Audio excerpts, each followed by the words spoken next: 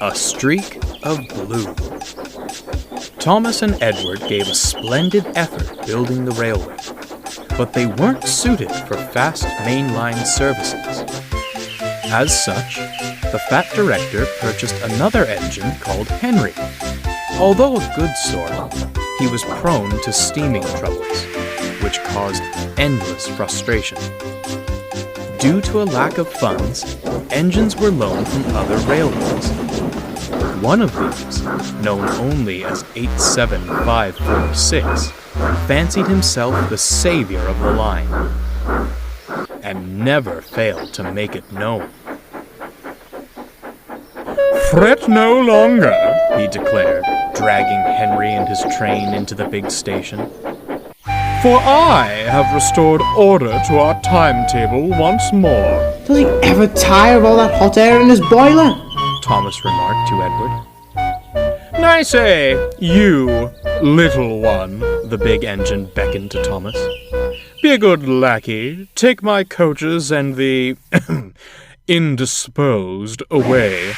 I must rest my aching wheels." Evidently not," murmured Edward. As Thomas buffered up, Henry couldn't even meet his gaze. "I'm sorry." "He should be sorry," retorted Thomas. "One day he'll get his." That night, Thomas retired to the shed. A vulgar discourse greeted him. "You know," 87546 said loudly to another loaned engine, "I do sympathize with the Fat Director. Wasted what little hard-earned money he had on a mite, an antique, and an invalid." He looked across to Henry, sleeping as workmen tried to mend him. "I'm the real bargain. The strength of 3 for the coal and water consumption of 1. Only a matter of time before he purchases me." "The Fat Director," Edward interjected, "favors engines with good character. You leave much to be desired in that department."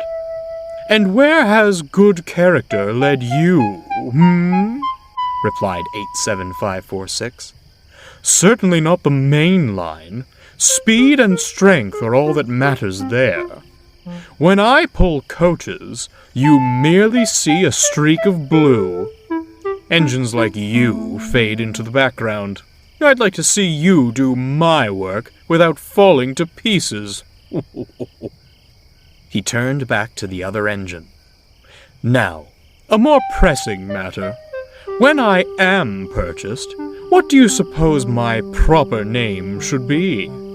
I fancy something regal. Lord Frederick Regaby has a certain charm to it. No?" Thomas was about to retort, but Edward gave him a look. "Save your steam," he muttered. "It's no use arguing with him." They stared at the loaned engine with contempt.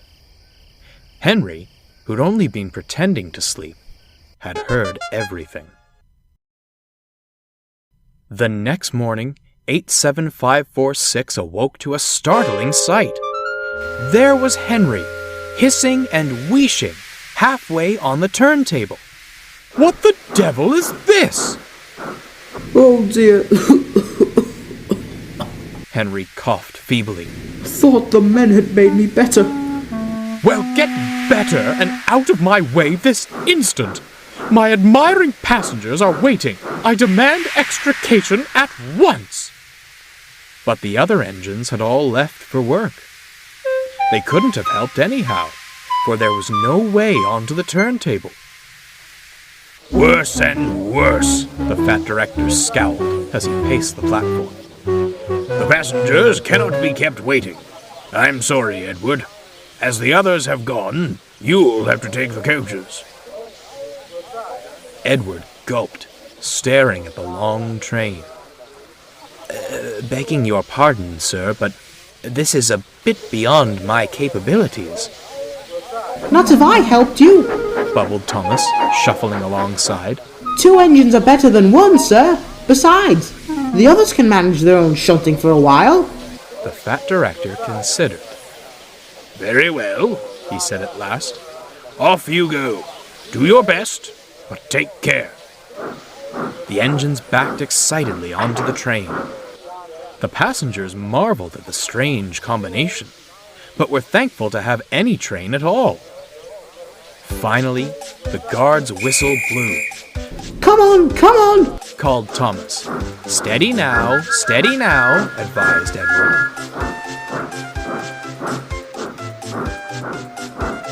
Soon they were on the main line and having a wonderful time. Thomas was so excited to leave the yards, he nearly pulled Edward's coupling off. Edward chuckled.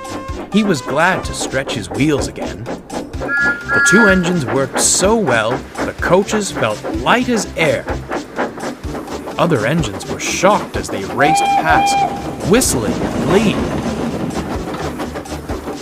Later, they returned to the big station, exhausted but triumphant. Henry and 87546 stood at the platform. Well, smiled Henry. Our streak of blue has returned, and in one piece no less. 87546 scowled as the happy passengers swarmed out of the coaches. What splendid little engines you are! Your director must be proud of you. He's very happy with his purchases indeed, chuckled Thomas.